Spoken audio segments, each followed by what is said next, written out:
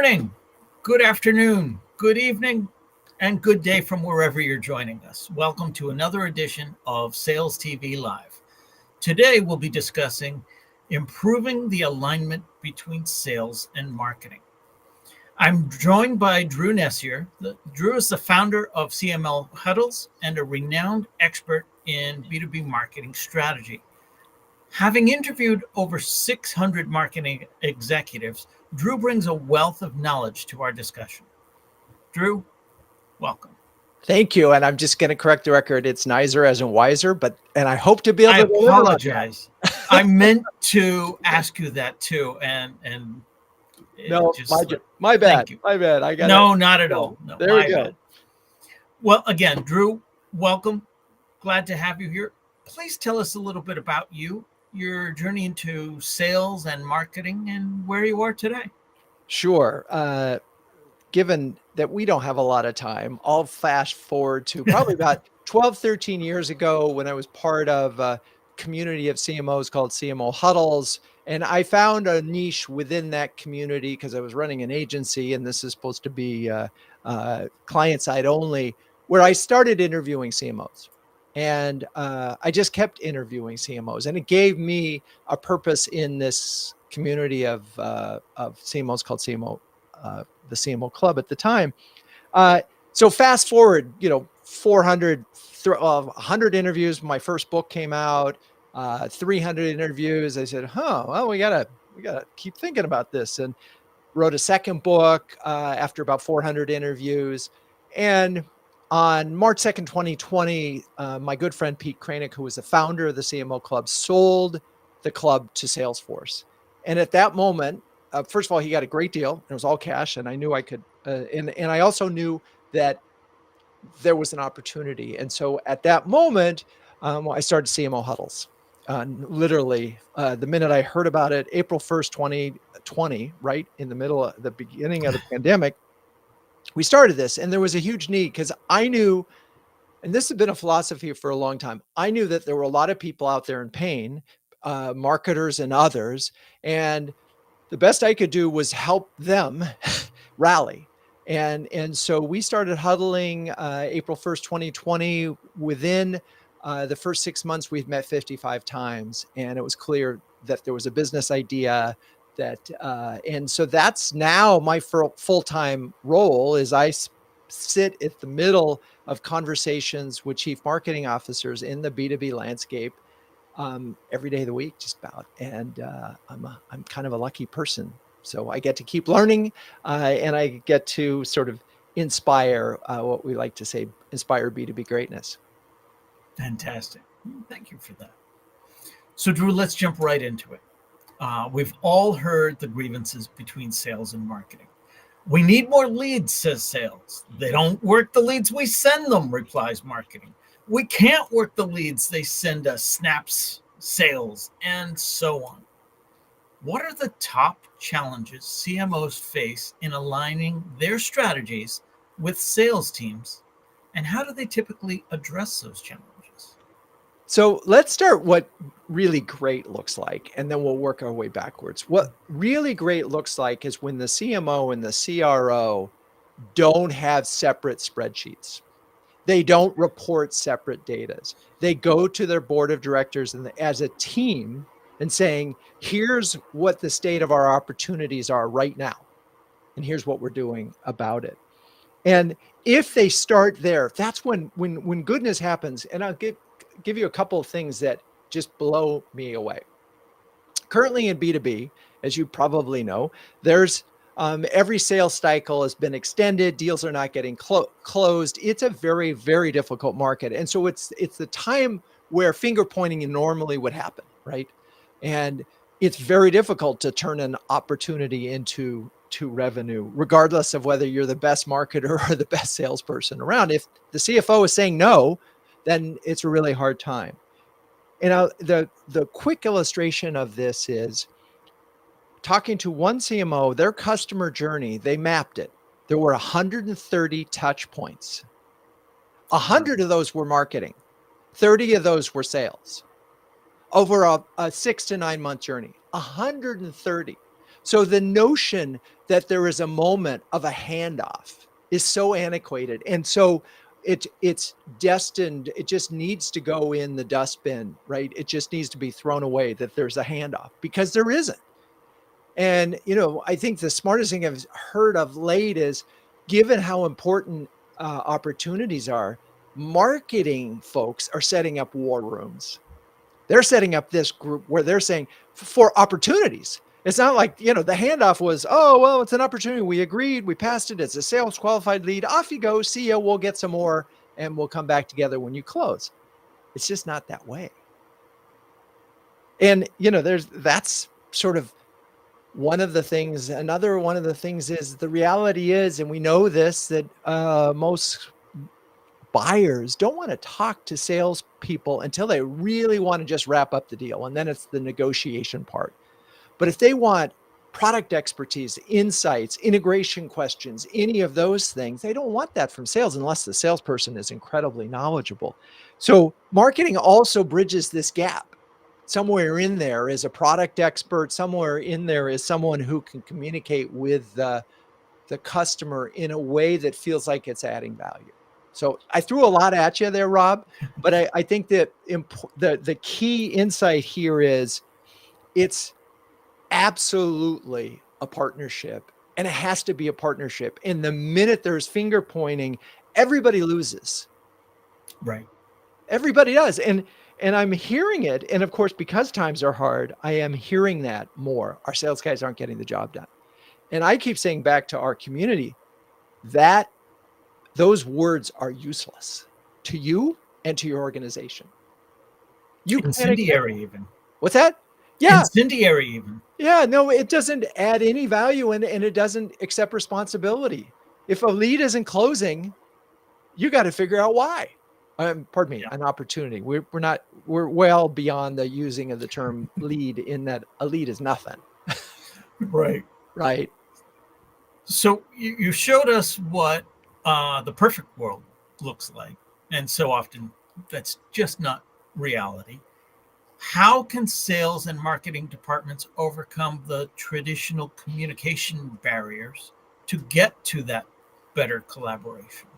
So the CMOs that I know that have achieved this kind of alignment are talking to the head of sales every single week. At least they have a one-on-one that they make sure that they get to. So that's sort of, they build a personal relationship and a rapport and a respect, right, between them in terms of what they have to do together to achieve the company goals. 2, somebody from marketing is always sitting in on the sales meetings, and someone from sales is always sitting in on the marketing meetings. And when they start to understand what each other does and the challenges that they face, the collaboration happens a little more easily. Oh, I get it.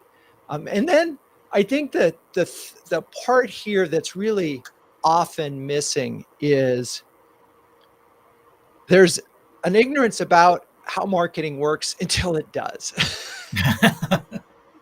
And this is why I call this the anecdote factor. And the anecdote factor is when a salesperson makes a cold call and suddenly it's not cold.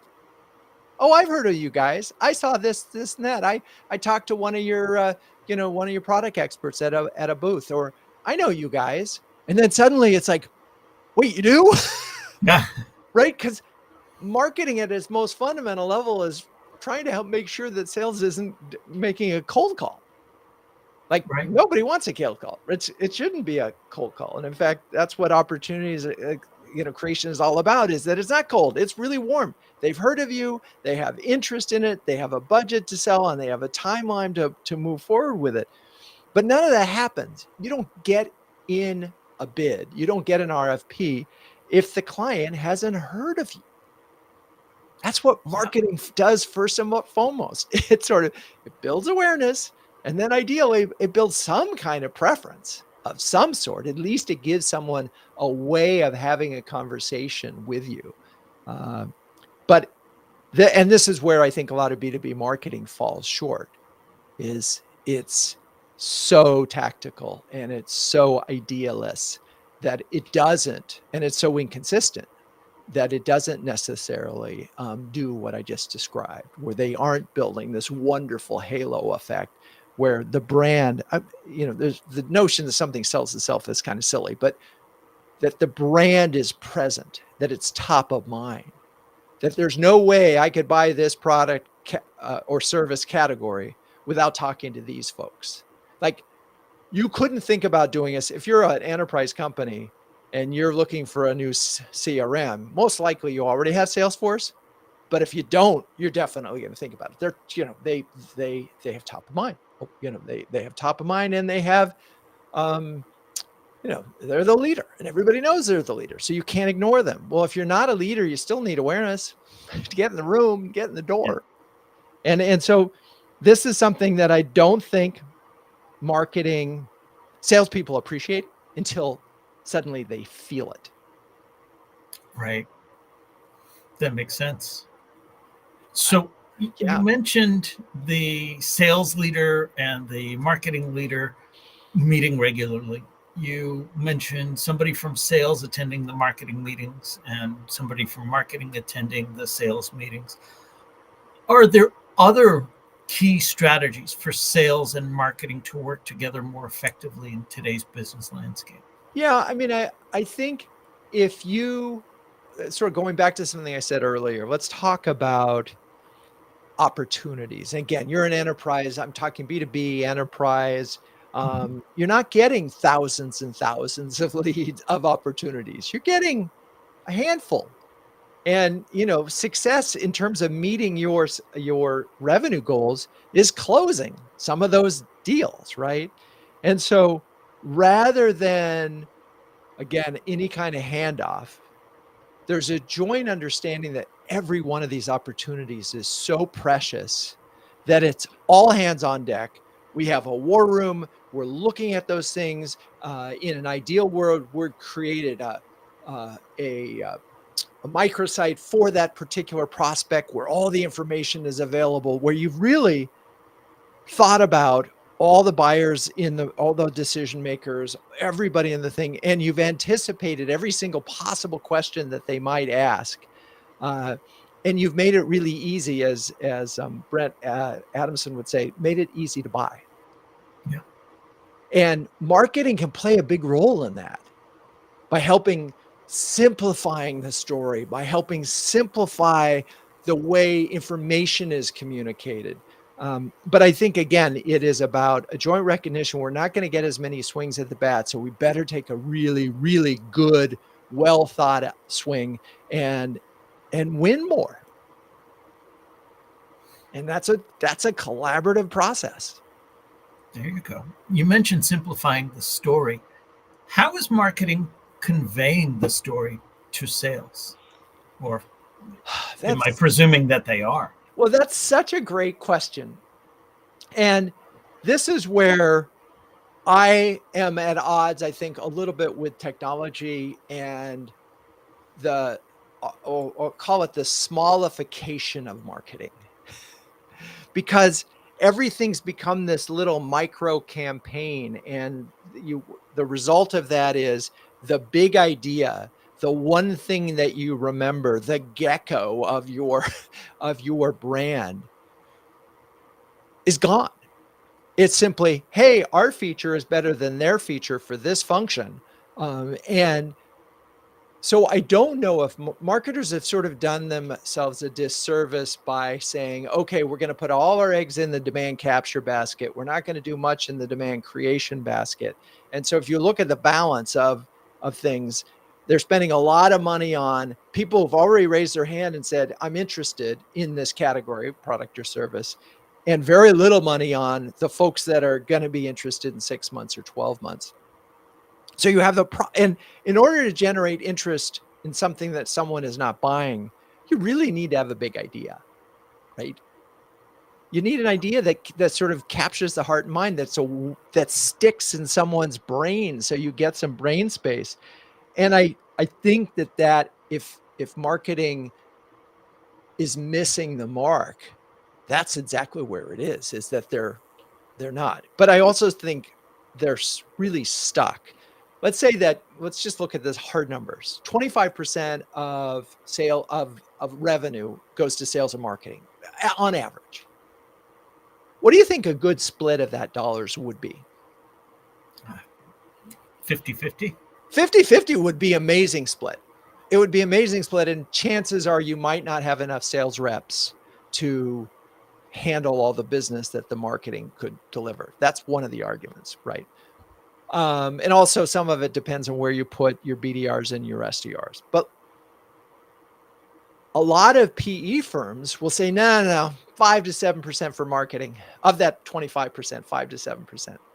And we want 17 to. So if that's all you have, is basically 5% maybe of revenue to cover, by the way, everything. This is not program dollars. This is everything all in. You're just going to spend on demand capture. You're not going to spend on demand creation because you don't have the money.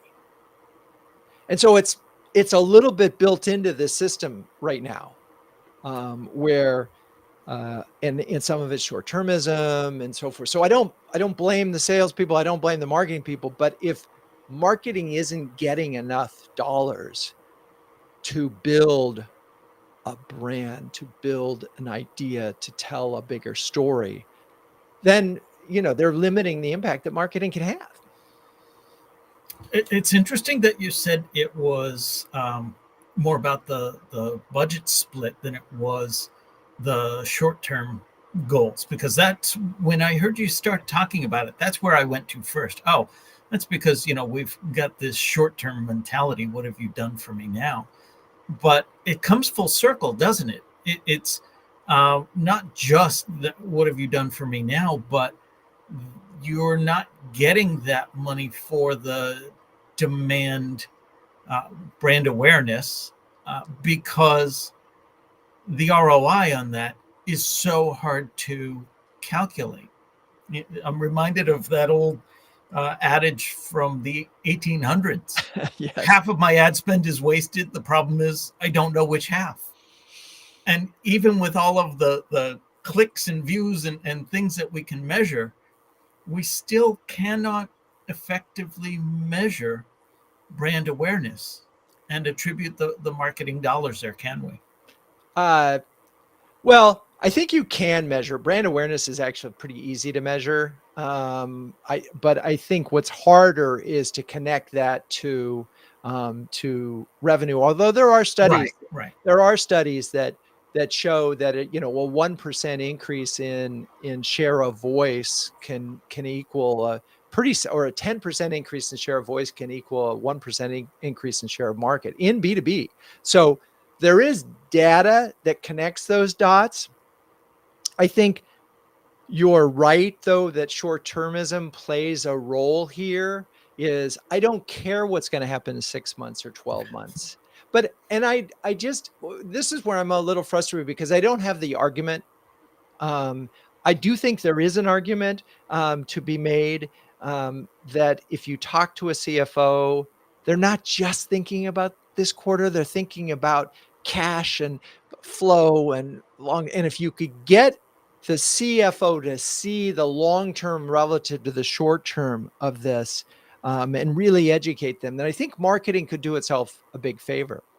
I mean, I want to flip this on its head for a second and say, when was the last time you willingly purchased a product or service with a salesperson? Yeah. Right? I mean, most of us prefer to do it, just go on, we go on to Amazon, but it doesn't matter. It could be anywhere where the salesperson, you only talk to a salesperson and it's often customer service, when you're sort of stuck, right? Yeah. And that's happened in B2B too. We've made it pretty easy for a lot of, where their inbound is driving the business. And the funny thing about inbound is that that's all marketing. Yeah, it really is. And that's not hard to measure. You talk to any inbound marketer, they'll say, no, I can tell if I can add up a bunch of things and I can see that, this is driving revenue easily. And they can even sort of show you the paths to get there. It's much harder when you're trying to do an outbound program. And Oh yeah. that's what we're talking about, where this conflict is happening.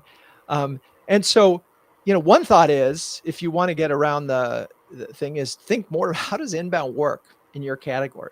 And why aren't you making it work? That'd be sort of one thing I'd like to see. And could you set up a way?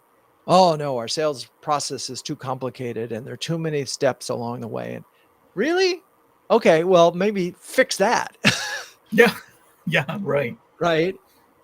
So, because I think we'd prefer to buy inbound as humans, be, Yeah. unless it's a really, really complicated thing, in which case I want to talk to the engineer or the product person and so forth. So But even marketing's there, role, still on my terms. right. And so marketing's role is to make sure that when you're thinking about that, you actually think about this category, or you think about the product or service within the category. And then I don't know what sales's role is. Yeah. I mean, what is sales role in inbound? And so Uh, I think this is it's funny. And I don't understand why this hasn't, because there are so many successful inbound companies, with quote product led growth. And I don't know why we're still assuming that enterprise sale has to be done the way it was done 30 years ago. Salesperson gets on the phone, calls, sets up a meeting, gets the committee, follows up.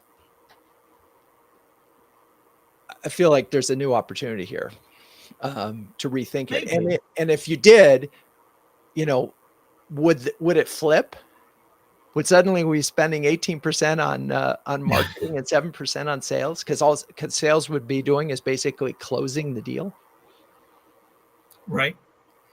Well, in answer to your question, what is sales role in that? To me, this is sales TV. I'm going to defend sales a little bit. Please.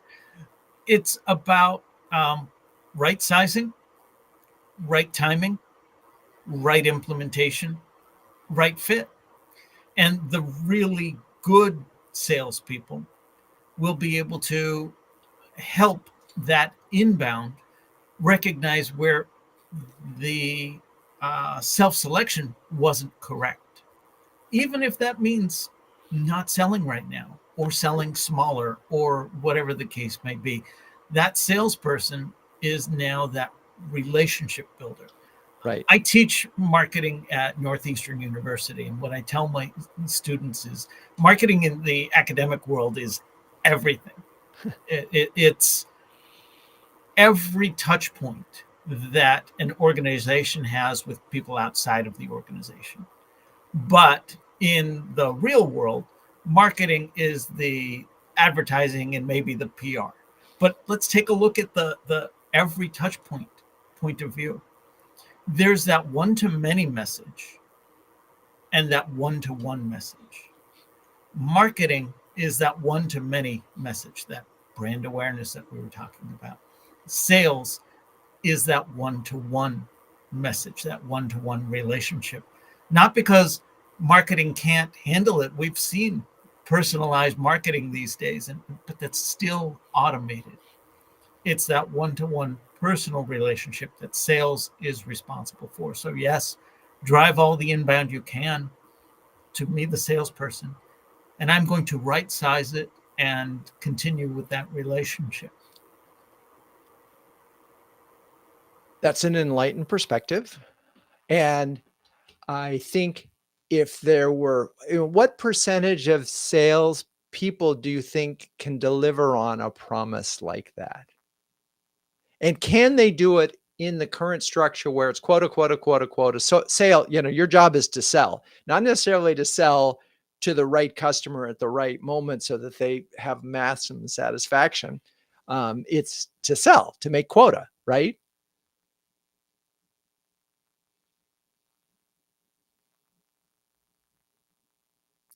I don't know which one of us is off the air, but one of us is.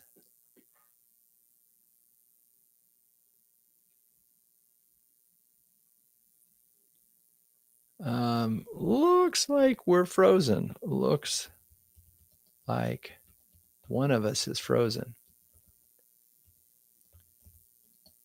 Okay. So, hey there, Drew Neisser here, and we are, I think we're still live.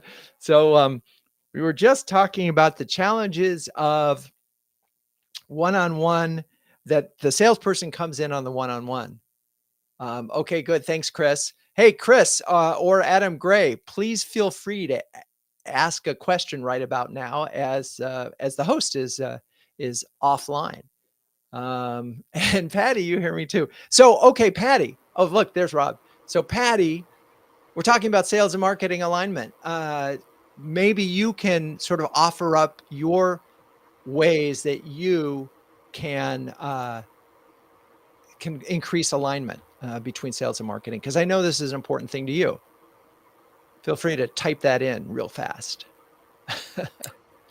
Drew, I'm so sorry about that. I am having technical issues beyond just the simple. So No worries. I'm engaging the audience. I noticed. Thank And you. look, this is why it helps to have a host as a guest sometimes. That's right. That's right. But So go I ahead. feel like we were cut off right in the middle of you responding to that one-to-one versus one-to-many. So it's funny because at least the CMOs that we talk to, they'd say they're thinking about one-to-many and one-to-one all Okay. the time.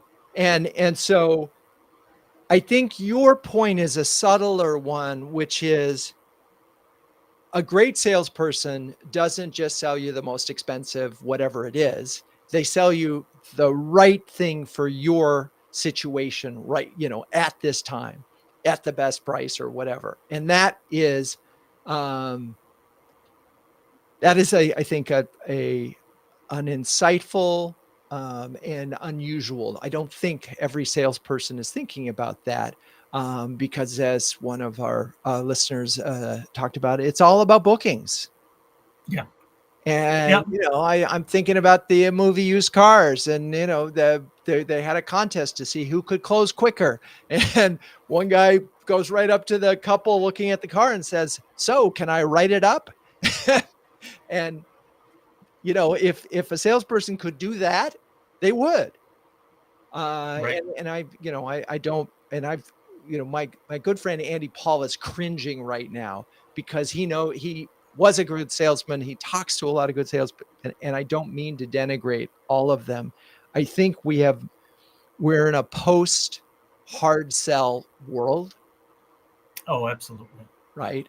And we're in a how much help can you do and who can deliver the help the fastest at the right moment. And that is a combination of marketing and sales. I like that. Post hard sale world. Now we just need the rest of the sales force to realize that. We Well, had some great comments I wanted to share. First of all, Chris Ryan says, awesome use of the challenge. And yes, again, Drew, I want to thank you for handling that so well during that technical issue. You had reached out to Patty and she shared one goal. It's all about the bookings, and marketing owns MQLs, but also SQLs. Wanted to get your take on that. How do you feel about that? oh, it's funny because Patty and I have talked about this a lot. And we've talked a lot about it in CMO huddles. And I with the language here is really important, and that's one thing that every CMO needs to do is write down with their sales leader what is an MQL, what is an SQL, and what is a sales qualified opportunity. And is there a difference between an SQL and an SQO? I don't. It depends on the organization, right? But the term opportunity I like, and I like getting there, that if you focus on something called a sales qualified opportunity, or as some people do, it's a company qualified opportunity. Forget about sales, forget Okay. about marketing. It's just the company qualified opportunity. And thank you, Patty. Yes. We can talk about the company qualified opportunity and how marketing can play a role and how sales can play a role. And the good news is, because of all this data, this is where the technology really becomes interesting. Is if you look at your past 10 closes and you track them through what information they were delivered and when, you can get really smart about that, particularly if you sort of start to profile these buyers. Um, right. So Yes. Patty says, but it minimizes the, MQLs are good, but quality is bad arguments. Yes, exactly. And again, these things need to be written down. And that's one thing I've really learned from the CMOs and CMO huddles. If you define, you can't be vague about any of this. Right. You really have to define, and not only can't be vague, but you have to have service level agreements at each step of the way. And this is what regardless of who controls BDRs and SDRs. And by the way, I just have a vote here. My vote has been for marketers to own BDRs. So there's no issue of quality. Again, okay, we'll take them, we'll qualify them, we'll get them all the way up here. And then you're going to agree because there's an appointment, because there's a budget, because their purchase intent is all there. They've showed all the signals that this is a company qualified opportunity.